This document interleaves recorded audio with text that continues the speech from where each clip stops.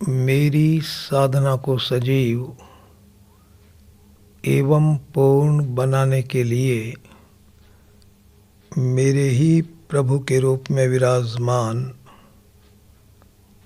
आप सभी सत्संग प्रेमी माताओं, बहनों और भाइयों के चरणों में सादर प्रणाम। पिछली 3 सभाओं में हमने इस विषय पर बहुत विस्तार से चर्चा की कि हमारे ही परिवार का कोई सदस्य हमको दुख दे, प्रतिकूल चले, हमारी निंदा करे, आलोचना करे, अपमान करे, तिरस्कार करे, बदनामी करे, तो हम उसके साथ में क्या करें। कुल मिलाकर के यह बताया गया कि हम उससे लड़ाई नहीं करें और उसको प्रेम दें। ये सारांश था। आज इस बात को बताया जा रहा है कि उसको प्रेम देने की ताकत कैसे आएगी। कहना बहुत सरल है कि दुख देने वाले को भी प्रेम देओ। जो ताको कांटा बोए, ताही बोई तो फूल। परिवार का सदस्य आपको दुख दे रहा है, उसको प्रेम देने की ताकत आप में कैसे आएगी। इस विषय पर आज हम चर्चा कर रहे हैं। आज की बात को आप ध्यान से सुनेंगे, चिंतन मनन करेंगे तो आप में ये ताकत आ जाएगी कि आप अपनी ही उस पत्नी को, अपने ही उस पति को, अपने ही उस बेटे को, अपने ही उस परिवारजन को प्रेम दे सकते हैं जो आपको दुख दे रहा है। ये ताकत आप में आ जाएगी। अब मैं आपसे एक बहुत रहस्य की बात निवेदन कर रहा हूँ। हर भाई को, हर बहन को भगवान ने ये ताकत दी है कि वह दुख देने वाले परिवारजन को भरपूर प्रेम दे सकता है। ये ताकत आप में है। सभी भाई बहनों में है और प्रेम देने की ये ताकत अंतिम श्वास तक उतने की उतनी रहेगी, घटेगी नहीं, मिटेगी नहीं। अब क्या है कि एक ऐसी चीज है जिसकी वजह से प्रेम देने की ताकत दब गई, मिटी नहीं है, वो दब गई। यदि आप उस चीज को खत्म कर दें तो प्रेम देने की जो ताकत है भैया जी, वो अपने आप उभर करके आपके सामने आ जाएगी। प्रेम देने की ताकत किसके द्वारा दब गई? इसका उत्तर है क्रोध के द्वारा। ये जो क्रोध है, उस क्रोध से प्रेम देने की ताकत दब गई, ढक गई। यदि आप किसी भी उपाय से इस क्रोध को खत्म कर दें तो अपने आप वो दबी हुई ताकत एकदम से उभर जाएगी, आपके सामने आ जाएगी। इसलिए आज हम इस महत्वपूर्ण विषय पर चर्चा कर रहे हैं कि जीवन में से क्रोध को खत्म किस प्रकार करें, कैसे करें इस क्रोध को खत्म। तो भैया जी, क्रोध के संबंध में आज हम विस्तार से चर्चा करेंगे। सबसे पहले मैं आपसे निवेदन करूं, क्रोध की जांच आप कैसे करेंगे? आपको कैसे पता चलेगा कि मेरे हृदय में किसी के प्रति क्रोध है या नहीं? क्रोध की जांच का क्या तरीका है? देखो, यदि आप अपने परिवार के किसी भी सदस्य को मन मन में खराब समझते हैं, मन मन में उसको बुरा समझते हैं, मन में उसका बुरा सोचते हैं और बाहरी व्यवहार में उसकी निंदा करते हैं, आलोचना करते हैं, अनादर करते हैं, तिरस्कार करते हैं, अपमान करते हैं, उसके साथ दुर्व्यवहार करते हैं, उसको नुकसान पहुंचाने की कोशिश करते हैं, तो आप समझ लेना कि आप में क्रोध है। क्रोध है आप में उसके प्रति, ये क्रोध की जांच हो गई। प्राय लगभग सभी भाई बहनों के जीवन में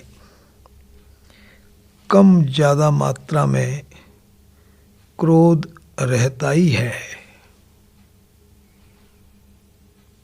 क्रोध से आपको क्या नुकसान होंगे, ये निवेदन कर रहा हूं मैं आपसे संक्षेप में। वैसे तो सभी भाई बहन जानते हैं कि क्रोध से कौन कौन से नुकसान हैं, फिर भी मैं कुछ विशेष बातें कह रहा हूं आपसे।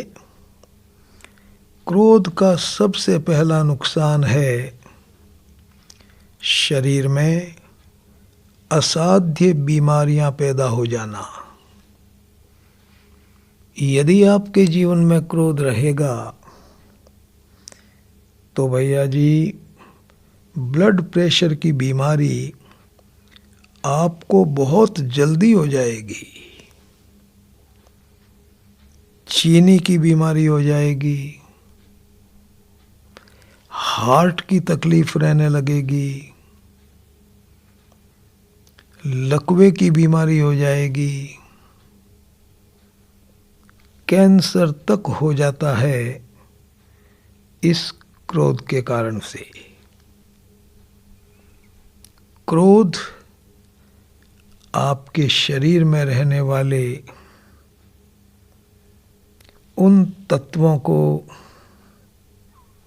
उन जीवाणुओं को जला देता है जो श्वास के साथ बाहर से जाने वाले रोगों के कीटाणुओं से लड़ते हैं। जो आपकी रक्षा सेना है अंदर कीटाणुओं से लड़ने वाली, उस रक्षा सेना का नाश कर देता है, यह है क्रोध। इसी को कहते हैं कि भाई कमजोरी आ गई, आपके कमजोरी आ गई। अरे शरीर आपका बाहर से बहुत अच्छा लगता है, कमजोरी कहाँ से आ गई? रक्षा सेना आपने खत्म कर दी और क्रोध के द्वारा कर दी, तो शरीर में असाध्य रोग पैदा हो जाते हैं उन भाई बहनों के जिनके जीवन में क्रोध रहता है। दूसरा नुकसान, क्रोध करने से मन में बड़ी बेचैनी हो जाती है, भारी अशांति रहती है, मानसिक तनाव हो जाता है, बहुत परेशानी पैदा हो जाती है मन में। तो तन बीमार हो गया, मन बीमार हो गया, मन में अशांति हो गई। तीसरा नुकसान, परिवार में हमेशा कलह रहेगा, लड़ाई रहेगी, झगड़े रहेंगे। तीसरा नुकसान, जिस परिवार में लड़ाई है, कलह है, भैया जी वो तो इस दुनिया का नरक है। क्रोध करेंगे, लिख लीजिए कि आपके परिवार में कलह रहेगा, कोई नहीं बचा सकता उस परिवार को लड़ाई झगड़े से जिसमें परिवार के सदस्य क्रोध करते हैं। चौथा नुकसान, जिस पर आप क्रोध करेंगे भैया जी वो आपसे नाराज हो जाएगा, चाहे वो आपके परिवार का कितना ही नजदीक का सदस्य क्यों न हो। बेटे पे क्रोध करेंगे तो बेटा नाराज हो जाएगा, बहू पे क्रोध करेंगे तो बहू नाराज हो जाएगी, पति पे क्रोध करेंगी आप तो पति नाराज हो जाएंगे, पत्नी पे क्रोध करेंगे तो पत्नी नाराज हो जाएगी। जिस पर आप क्रोध करेंगे भैया जी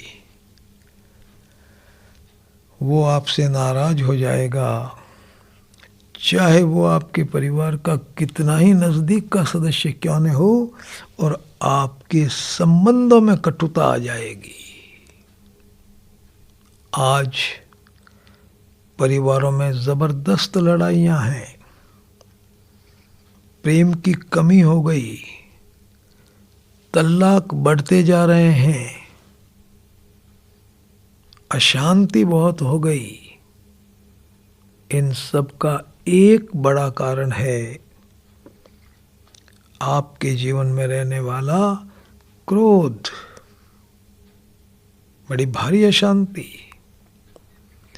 अगला नुकसान, जिस पर आप क्रोध करेंगे भैया जी थोड़े दिनों के बाद वो क्रोधी स्वभाव का बन जाएगा। आपके क्रोध के परमाणु धीरे धीरे उसके कलेजे में चले जाएंगे और वहां भी क्रोध की आग लगा देंगे। आग क्रोध करके आप अपने ही परिवार के सदस्य को क्रोधी बना रहे हैं भैया जी, आप बना रहे हैं क्रोधी। अगला नुकसान, क्रोध करने वाले व्यक्ति की मौत जल्दी हो जाती है। क्रोध का मतलब है अपनी मौत को निमंत्रण देना। मैंने परम श्रद्धे स्वामी जी महाराज से सवाल पूछा। मैंने कहा महाराज जी सुना तो यह है कि हर मनुष्य की आयु पहले से निश्चित होती है, किसी की 60 बरस, किसी की 70 बरस, किसी की 55 वर्ष, किसी की 90 वर्ष। तो जल्दी कैसे मर जाएगा? उसकी आयु तो पहले से निश्चित हो गई। तब उन्होंने मुझे समझाया कि बेटा, किसी भी व्यक्ति की आयु पहले से निश्चित नहीं होती है। तो फिर क्या निश्चित होता है? श्वास निश्चित होते हैं, प्राण शक्ति निश्चित होती है। भगवान ने हर भाई को, हर बहन को गिन करके श्वास दिए हैं, गिनती करके। किसी को 30 करोड़, किसी को 50 करोड़, किसी को 40 करोड़, ऐसे गिनती के श्वास मिले हुए हैं। और जब आप सामान्य अवस्था में रहते हैं, सामान्य अवस्था में रहते हैं, तो उस दिन आपके श्वास का खर्च है 21,600। शांत अवस्था में हर भाई हर बहन 24 घंटे में 21,600 सांस लेते हैं। ये श्वास का प्रतिदिन का खर्च है। जिस दिन आप क्रोध में रहेंगे, 2-4 घंटे क्रोध में रह गए, उस दिन आपके सांस का खर्च बढ़ जाएगा। 21,600 के बजाय आपके 40,000 सांस खत्म हो जाएंगे, 50,000 सांस चले जाएंगे। जितना आपका क्रोध तीव्र होगा, जितना गहरा क्रोध होगा, भैया जी, श्वास का खर्चा उतना ही बढ़ जाएगा। अब यदि आप अपनी प्राण शक्ति को इस तरह से जल्दी जल्दी और ज़्यादा ज़्यादा खर्च कर देंगे, तो फिर श्वास जल्दी पूरे हो जाएंगे, आपको मरना ही पड़ेगा। श्वास पूरे हो जाएंगे जल्दी से, तो मौत जल्दी हो जाती है। फिर अगला नुकसान, क्रोध करने से साधना के मार्ग में भी पतन हो जाता है। साधना के मार्ग में पतन, श्रीमद् भगवत गीता में भगवान कृष्ण ने कहा, हे अर्जुन, कामना पूरी नहीं होने से क्रोध आता है, क्रोध से अविवेक उत्पन्न हो जाता है, अविवेक से स्मरण शक्ति भ्रमित हो जाती है, और स्मरण शक्ति के भ्रमित होने से ज्ञान शक्ति का नाश हो जाता है। पढ़ लीजिए आप, गीता में लिखा है ये। भैया जी, साधना में पतन हो गया। अब देखो कितना बड़ा नुकसान है। तन बीमार हो गया, मन बीमार हो गया, परिवार में अशांति हो गई। भैया जी, परिवार के सदस्य आपसे नाराज हो गए, संबंधों में कटुता आ गई, परिवार वालों में क्रोध के अणु परमाणु फैल गए। साधना में पतन हो गया, सब कुछ खराब हो गया। भीषण नुकसान है इस क्रोध के। बचना चाहिए इस बीमारी से। आगे चलो। अब मैं आपसे निवेदन करूं, क्रोध कितने तरह का होता है। देखो, जब तक आप सब बातों को अच्छी तरह से नहीं सुनेंगे, अच्छी तरह से नहीं समझेंगे, तब तक इस क्रोध रूपी शत्रु का नाश नहीं होने वाला है। इसका नाश करना हो तो महाराज इस विषय में आपको विस्तार से सुनना पड़ेगा, बहुत विस्तार से। क्रोध कितने प्रकार का होता है, क्रोध के कौन कौन से रूप हैं, ये निवेदन कर रहा हूं। एक होता है अंदर का क्रोध और दूसरा होता है बाहर का क्रोध। अंदर के क्रोध का मतलब क्या?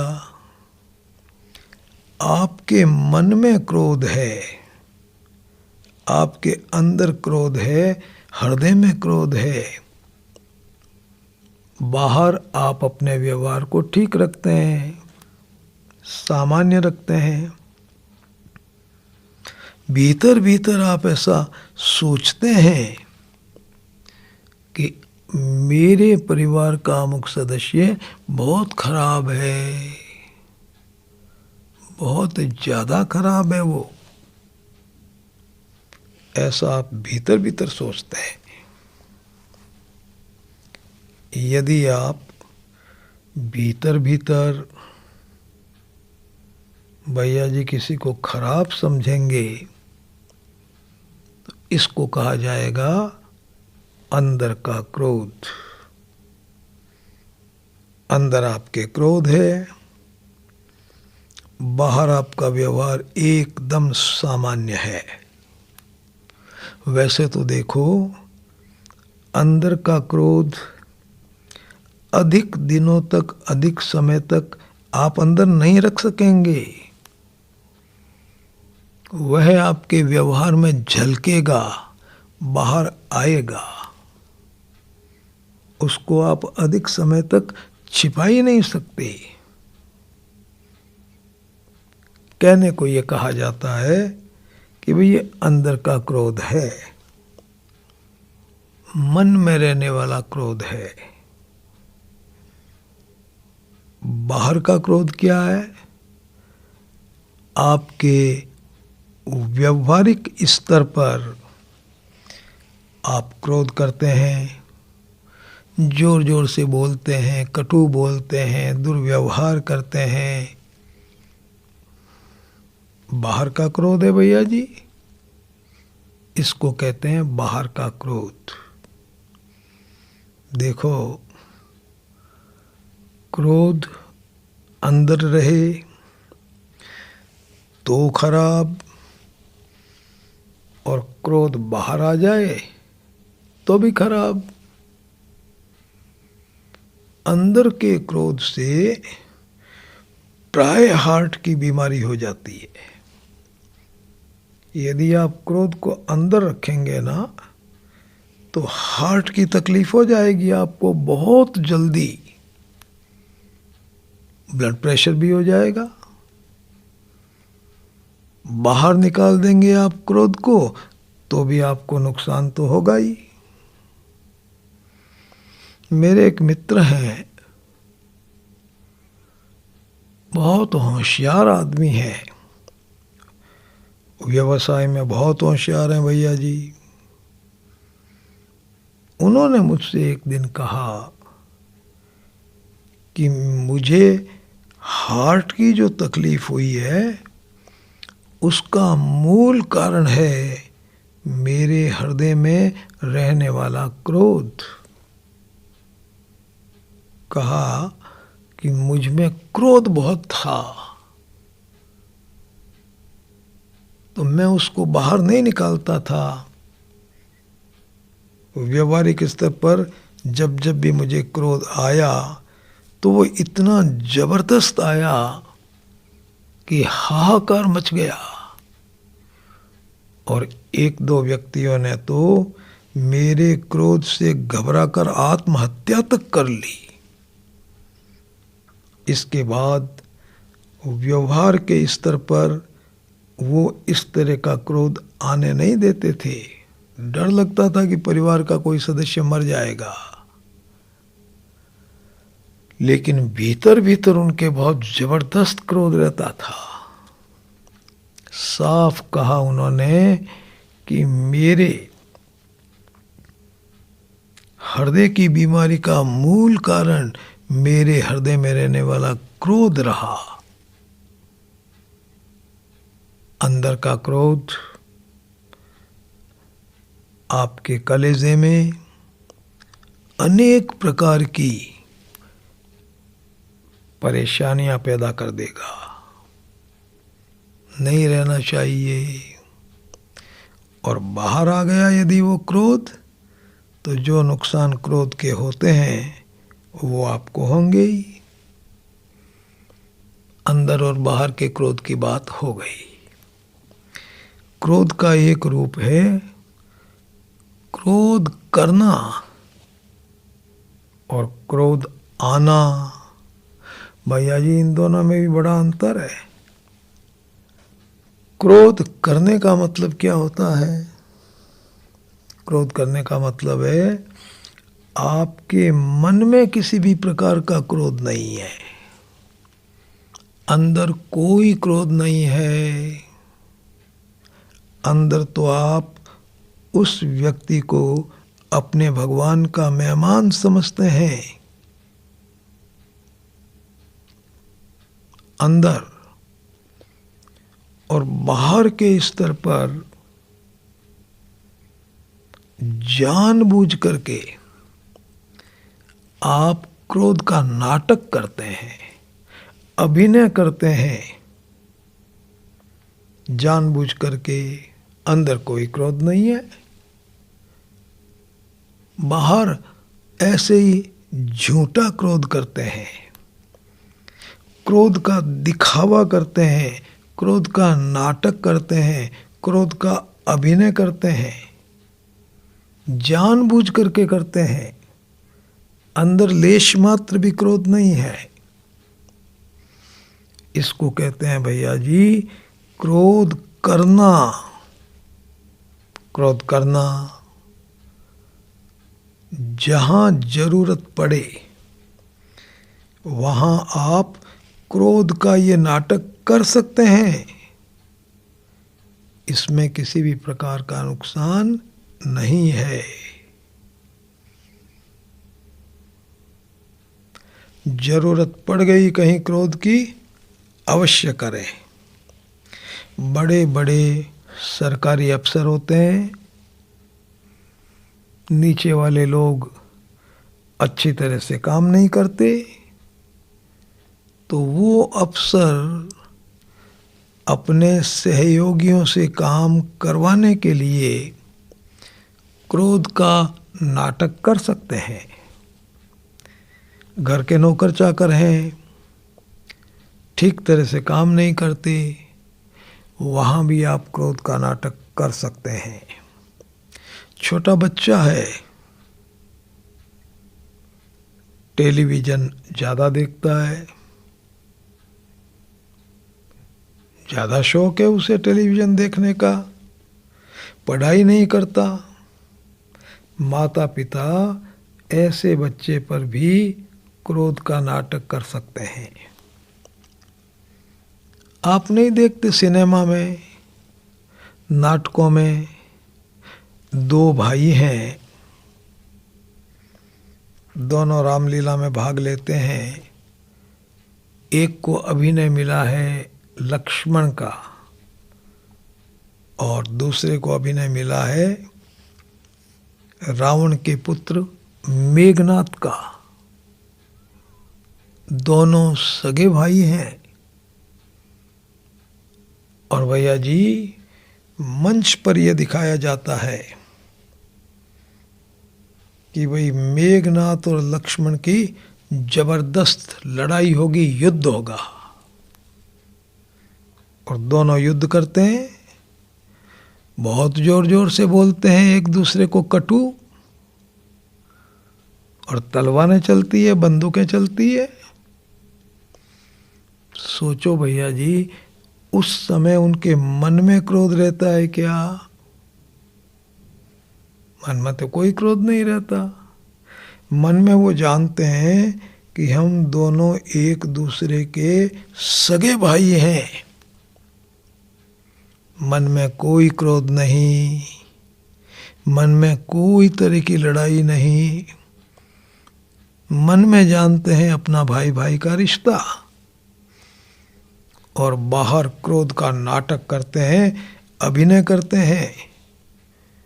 और जो जितना अच्छा अभिनय करता है ना, उसको उतना ही ज़्यादा बड़ा इनाम मिलता है, उसकी बड़ी भारी तारीफ भी होती है।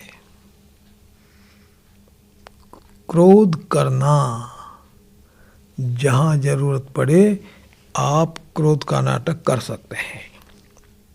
समझ में आ गया ये क्रोध करना? दूसरा होता है इसी में क्रोध आना। अज्ञानता से, बेसमझी से आपके व्यवहार में क्रोध आ गया, आपको होश ही नहीं रहा,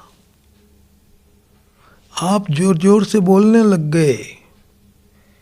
किसके सामने बोल रहा हूँ, क्या शब्द बोल रहा हूँ, कौन सी भाषा काम में ले रहा हूँ, भैया जी होश ही नहीं रहता।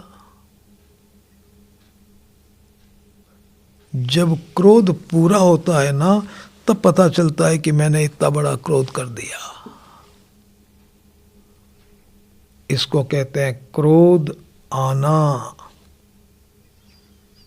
तो जीवन में जहाँ जरूरत पड़े वहाँ आप क्रोध कर सकते हैं, लेकिन क्रोध आना कभी नहीं चाहिए। क्रोध करने से कोई नुकसान नहीं होता, लेकिन क्रोध आने से सब प्रकार के नुकसान होते हैं। समझ में आ गया आपको? क्रोध करना और क्रोध आना। देखो जीवन में धोखा नहीं हो जाए। आपको वास्तव में क्रोध आ गया और अपने सम्मान की रक्षा के लिए आप कहते हैं कि भाई मेरे को तो क्रोध आया ही नहीं, मैंने तो क्रोध किया जानबूझ करके। इस तरह का चिंतन, इस तरह की बात यदि आप कहते हैं, मन में चिंतन रखते हैं, तो आपको नुकसान हो जाएगा उसका। वास्तव में तो क्रोध आ गया और आप कहते हैं कि नहीं मैंने तो क्रोध का नाटक किया। नाटक क्या किया भैया जी, वो तो वास्तव में आ गया। जीवन में आना नहीं चाहिए, एक बार भी क्रोध नहीं आना चाहिए। जहाँ जरूरत पड़े, जब जरूरत पड़े, आप क्रोध का नाटक कर सकते हैं। अब क्रोध का तीसरा रूप, एक होता है अस्थायी क्रोध, थोड़ी देर वाला क्रोध, और दूसरा होता है स्थायी क्रोध, हमेशा रहने वाला क्रोध। थोड़ी देर के क्रोध का मतलब है 1 घंटा, 2 घंटा, 3 घंटा, 4 घंटा आप क्रोध में रहते हैं, बड़े तनाव में रहते हैं, और 2-4 घंटे के बाद आपका क्रोध शांत हो जाता है। इसे कहा जाता है थोड़ी देर का क्रोध, अस्थायी क्रोध। और दूसरा होता है भैया जी स्थायी क्रोध, हमेशा रहने वाला क्रोध। एक बार आपकी अपने ही परिवार के सदस्य से लड़ाई हो गई, झगड़ा हो गया, और भैया जी आप ये सोच लें कि अब जीवन भर इस आदमी से मुझे बात नहीं करना, जिंदगी भर नहीं करना, 7 जन्म में इसके साथ में नहीं बोलना। इसका मुंह नहीं देखना। इसको कहते हैं स्थायी क्रोध। बड़ा खतरनाक होता है। पिछली सभाओं में मैं आपको बता चुका हूं, क्रोध को लेकर के, लड़ाई को लेकर के, झगड़े को लेकर के यदि किसी की मृत्यु हो जाती है ना, मरने के बाद वो निश्चित रूप से प्रेत बनता है, पिशाच बनता है भैया जी। और पिशाच योनि में बड़ा भारी कष्ट होता है। इसलिए जीवन में कभी स्थायी क्रोध नहीं रखना चाहिए। क्रोध आ गया भैया जी किसी कारण से, अरे समझौता कर लो। यदि आपसे भूल हुई है तो क्षमा मांग लो, और सामने वाले ने भूल की है तो उदारता पूर्वक क्षमा कर दो। क्या फायदा कलह को बनाए रखने से, लड़ाई को बनाए रखने से, झगड़े को बनाए रखने से? कोई लाभ नहीं है भैया जी, कोई लाभ नहीं है। जीवन बर्बाद हो जाएगा। निवेदन मैं आपसे कर रहा हूं, क्रोध इस तरह से अनेक प्रकार का होता है। किसी भी प्रकार का क्रोध आपके जीवन में अणु मात्र भी नहीं होना चाहिए। क्रोध के रूप मैंने आपसे निवेदन कर दिए, क्रोध की हानियां आपसे बता दी, क्रोध की जांच के बारे में बातचीत हो गई। अब मैं आपसे निवेदन कर रहा हूं, इस क्रोध को मिटाने का उपाय क्या है? कैसे मिटाएं इस क्रोध को? तो भैया जी, क्रोध को मिटाने के दो उपाय हैं। दो उपाय। एक का नाम है क्रोध को मिटाने का सहयोगी उपाय, और दूसरा है क्रोध को मिटाने का मूल उपाय। दोनों उपायों की चर्चा हम लोग करेंगे। सहयोगी उपाय क्या है? क्रोध को मिटाने का सहयोगी उपाय, ये जो सहयोगी उपाय है ना, इस उपाय के द्वारा आपका क्रोध जड़मूल से नहीं मिटेगा, इसकी जड़ नहीं कटेगी। क्रोध जीवन में रहेगा, जल्दी से ये खत्म नहीं होगा, लेकिन क्रोध को मिटाने में आपको मदद मिलेगी, सहयोग मिलेगा। इसलिए आप इस उपाय को अपने जीवन में तब तक करें जब तक कि क्रोध का मूल उपाय आपके जीवन में न हो जाए, तब तक इस उपाय को करें। मूल उपाय भी मैं आपसे बताऊंगा। मूल उपाय करने के बाद भैया जी क्रोध जड़मूल से मिट जाएगा, फिर सहयोगी उपाय की जरूरत ही नहीं रहेगी। क्रोध का जो मूल उपाय है ना, वो तो ऐसा है कि आपके क्रोध की जड़ कट जाएगी। जड़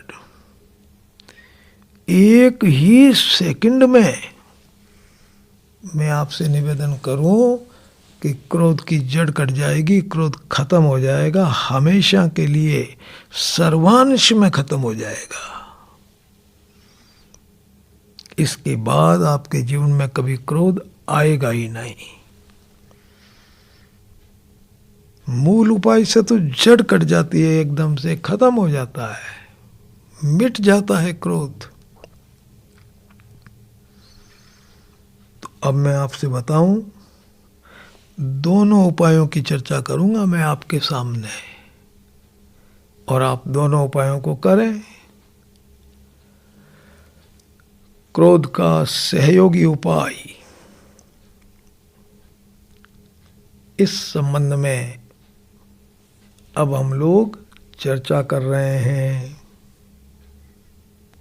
क्रोध का सहयोगी उपाय बहुत सरल है। क्या करें? सवेरे उठें, स्नान वगैरह करने के बाद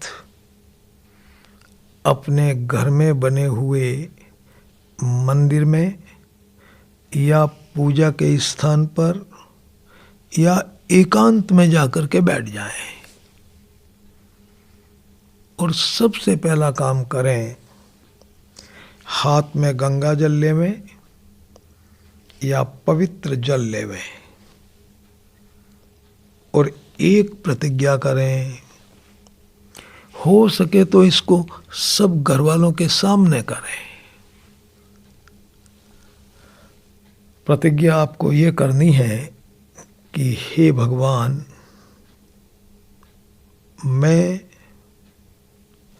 आने वाले 24 घंटे तक अपने परिवार के किसी भी सदस्य पर किसी भी कारण से क्रोध नहीं करूंगा।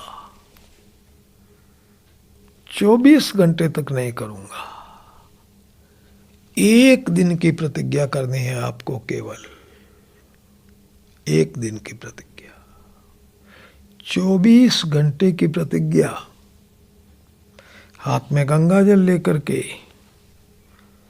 कि हे परमात्मा, मैं 24 घंटे तक परिवार के किसी भी सदस्य पर जो आपका एक मेहमान है, मैं उस पर क्रोध नहीं करूंगा, नहीं करूंगा, नहीं करूंगा। ये प्रतिज्ञा कर लीजिए आप।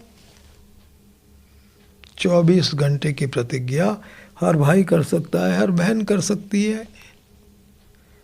अरे भाई, प्रतिज्ञा निभेगी या नहीं निभेगी ये तो आगे की बात है। निश्चय करना है, मन में सोचना है, व्रत लेना है, प्रतिज्ञा करना है।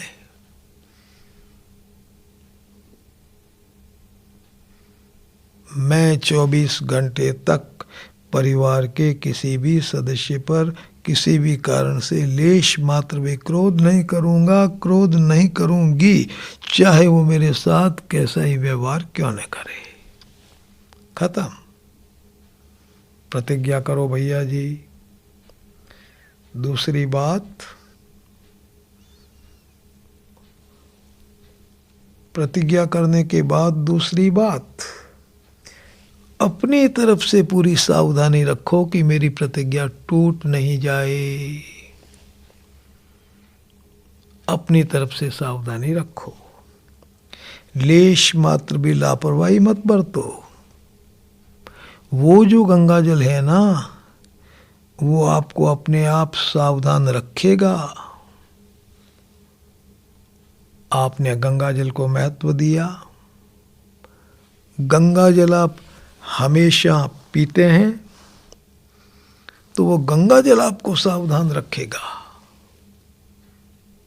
पूरा सावधान रखेगा। बार बार मन में ये आएगा कि आज मैंने गंगा जल लेके प्रतिज्ञा की है, कहीं क्रोध आ नहीं जाए, आ नहीं जाए, आ नहीं जाए, आ नहीं जाए। ये बात निरंतर आपके मन में रहेगी। ये सावधानी जीवन में अपने आप रहेगी। वो गंगा जल आपको सावधान रखेगा। आप अपनी तरफ से कोई लापरवाही नहीं करें, सावधानी रखें जितनी आप रख सकते हैं। ये हो गई दूसरी बात। तीसरी बात, प्रार्थना करें। हर 10 मिनट बाद, 20 मिनट बाद, आधा घंटे बाद, 1 घंटा बाद, जहां भी आपको सुविधा हो, जब भी आपको सुविधा हो, तत्काल प्रार्थना कर दें। किस तरह से करेंगे? एक वाक्य भगवान के सामने बोल दें कि हे परमात्मा, आज मैंने 24 घंटे तक किसी पर क्रोध नहीं करने की प्रतिज्ञा की है प्रभु, आपके चरणार बिंदों में बैठकर। प्रतिज्ञा कर दो, ऐसे बोल दो, आज मैंने आपके चरणार बिंदों में बैठकर आपके चरणों का आश्रय लेकर यह प्रतिज्ञा की है कि मैं 24 घंटे तक किसी पर क्रोध नहीं करूँगा। हे नाथ, आप अपनी कृपा से मेरी प्रतिज्ञा को निभा देना प्रभु, आप निभा देना। अपनी कृपा से मेरी प्रतिज्ञा को आप निभा देना, आप निभा देना प्रभु। ये भैया जी प्रार्थना करो। और प्रार्थना में ऐसी कोई बात नहीं है कि आपको कहीं बैठ के करनी है कि निश्चित समय से करनी है। जब भी याद आ जाए, जहाँ याद आ जाए। अकेले हैं तो जरा जोर से बोल के कर दो। हे भगवान, आप मेरी प्रतिज्ञा को निभा देना। हे प्रभु, आप मेरी प्रतिज्ञा को निभा देना नाथ, अपनी कृपा से निभा देना। इस तरह की प्रार्थना हर आधा घंटे बाद, 1 घंटा बाद, 20 मिनट के बाद, जहाँ भी सुविधा हो आप करो। बहुत लोगों के साथ में हो तो मन मन में कर दो। तीसरी बात पूरी हो गई।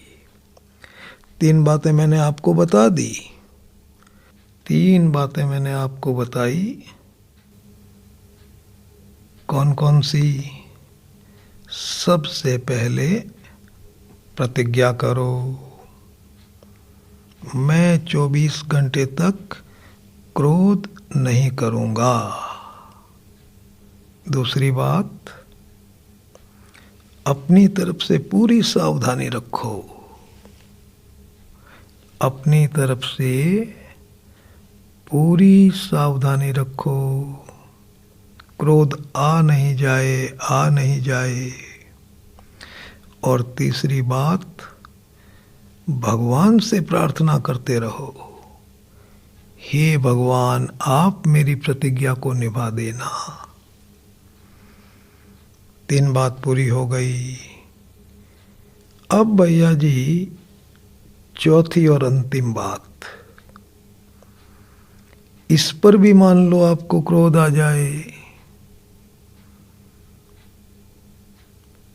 अरे, प्रतिज्ञा कर ली, सावधानी रख ली, प्रार्थना कर रहे हैं और फिर भी भैया जी अचानक क्रोध आ गया क्रोध, तो उसकी आप लेश मात्र भी चिंता नहीं करें। कोई पाप आपको नहीं लगेगा कि साहब मेरी गंगा जल हाथ में लेकर के की गई प्रतिज्ञा टूट गई, इसलिए मुझे बहुत पाप लगेगा। ऐसा कुछ भी नहीं है। कोई आपको पाप नहीं लगेगा। जानबूझ करके आपने प्रतिज्ञा थोड़ी तोड़ी है, कोई पाप नहीं। तो चौथी बात क्या है कि यदि आपकी प्रतिज्ञा टूट जाए तो चिंता मत करो, डरो मत, घबराओ मत। फिर क्या करें? प्रायश्चित करो। प्रायश्चित करना बहुत बड़ी साधना है। और प्रायश्चित में फिर 3 बातें हैं। प्रायश्चित कैसे करें?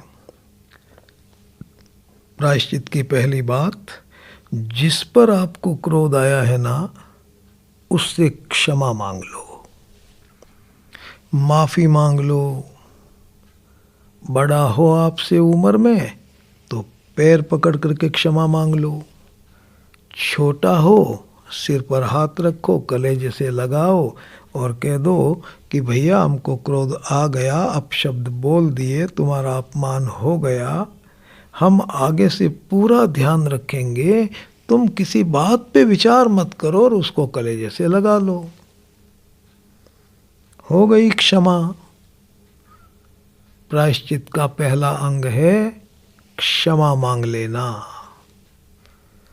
और दूसरा अंग क्या? दूसरा अंग है भैया जी, ध्यान से सुनना, अपने को सजा देना। अपने को सजा देने का मतलब है, आपको क्रोध आ गया, आपकी प्रतिज्ञा टूट गई, चाहे अगले व्यक्ति ने कुछ भी किया हो। आप ऐसा मत सोच लेना कि उसने हमारे साथ ऐसा ही व्यवहार किया कि हमको क्रोध आता ही। अरे यहीं तो आपको क्रोध को रोकना है। कोई अच्छा व्यवहार करता रहेगा तो क्रोध आएगा क्या भैया जी? जहाँ क्रोध आने की परिस्थिति बने वहीं पर तो क्रोध रुकना चाहिए। तो अपने आप को आप सजा दीजिए। प्रतिज्ञा आपकी टूटी है, अपने को सजा दो। अपने को सजा क्या देवें? ऐसी सजा दो कि आपके शरीर का तो हो जाए हित, भला हो जाए, शरीर का हित हो जाए, अच्छा हो जाए, और आपको थोड़ी सी असुविधा हो। जैसे आप 6 बजे उठते हैं तो उस दिन आप जल्दी उठिए कि मैं 5 दिन तक 5 बजे उठूँगा, 4 बजे उठूँगा। तो जल्दी उठने से आपको हजारों तरह के लाभ होंगे। असुविधा थोड़ी आपको ज़रूर होगी। आप व्यायाम नहीं करते हैं, घूमते नहीं हैं, शरीर का ध्यान नहीं रखते हैं, तो भैया जी प्रायश्चित करो कि हम प्रभु के दिए हुए शरीर का ध्यान रखेंगे। आप ज़्यादा चाय पीते हैं, कॉफ़ी पीते हैं, कोई शराब पीते हैं, इन चीज़ों को आप कम करें, उस दिन के लिए कम करें। तो इस तरह का कोई आप अपने को सजा दो ताकि आपके शरीर का तो हो जाए हित और आपको थोड़ी सी असुविधा हो। ये प्रायश्चित का दूसरा अंग हो गया। और प्रायश्चित का तीसरा अंग है, अपने व्यक्तिगत रुपयों में से कुछ रुपए निकालो और गुप्त रूप से किसी भूखे, गरीब, निर्धन, रोगी इंसान की सेवा में लगा दो। जैसी आपकी आर्थिक स्थिति हो ना, उसके हिसाब से रुपए लेना। करोड़पति बनते हैं आप तो भैया जी 1000 रुपये ले। लाखों रुपए के मालिक हैं आप, 500-400 रुपये ले। और कम है 100 रुपया ले, 50 रुपया ले, 20 रुपया ले। कुछ रुपए ले और सेवा में लगा दो, बहुत गुप्त रूप से, किसी को पता नहीं चले। यदि आपको इस तरह का कोई मौका नहीं मिले तो चुपचाप जा कर के भगवान के मंदिर में रख के आ जाओ वो रुपए। बस भैया जी हो गया आपका प्रायश्चित। प्रायश्चित के 3 अंग पूरे हो गए। फिर हाथ में ले गंगा जल और अगले 24 घंटे की प्रतिज्ञा कर लो। मैं 24 घंटे तक अपने परिवार के किसी भी सदस्य पर किसी भी प्रकार का क्रोध कभी नहीं करूँगा। आपने सवेरे 8 बजे प्रतिज्ञा की, शाम को 5 बजे आपकी प्रतिज्ञा टूट गई। घंटे भर में आपने प्रायश्चित कर लिया। 6 बजे आप फिर प्रतिज्ञा कर लें, 24 घंटे तक किसी पे क्रोध नहीं करूँगा। यह है क्रोध को मिटाने का सहयोगी उपाय। आपकी प्रतिज्ञा 2 बार, 3 बार, 4 बार, 5 बार टूटेगी। आप कोई चिंता मत करो, टूटने दो। और यदि आपको प्रतिज्ञा टूटने का दुख होता है, भाई क्यों मेरी प्रतिज्ञा बार बार टूटती है, तो आप प्रायश्चित थोड़ा जोरदार करो। पहली बार के प्रायश्चित में आपने 500 रुपये खर्च किए, और उसके बाद जब दोबारा प्रायश्चित करो तो 1000 रुपया खर्च करो, और जब प्रतिज्ञा करो तो ये करो कि प्रभु अब की यदि मेरी प्रतिज्ञा टूट गई 5000 रुपया मैं खर्च करूँगा। देखो भैया जी, 5-4 बार जब पैसे लगेंगे ना, अपने आप तबीयत ठीक हो जाएगी, रुकेगा वो क्रोध। यह है क्रोध को मिटाने का सहयोगी उपाय। इससे आपका क्रोध, याद रखना, जड़ से नहीं जाएगा, मिटेगा नहीं, दबेगा, केवल दबेगा, मिटेगा नहीं। तो भैया जी अब क्या करें? जब तक क्रोध जड़ मूल से मिट नहीं जाए तब तक आरंभ में आप इस उपाय को काम में ले सकते हैं, लेकिन आपको ज़्यादा जोर इस पर डालना चाहिए कि मुझे तो इस क्रोध को जड़ मूल से खत्म करना है, जड़ ही काटनी है इसकी। और हमारे संत महात्माओं ने भैया जी एक ऐसा उपाय बताया है कि आपका क्रोध चाहे कितना ही पुराना हो और कितना ही तेज हो, महाराज 1 सेकंड में वो क्रोध जड़ मूल से मिट सकता है।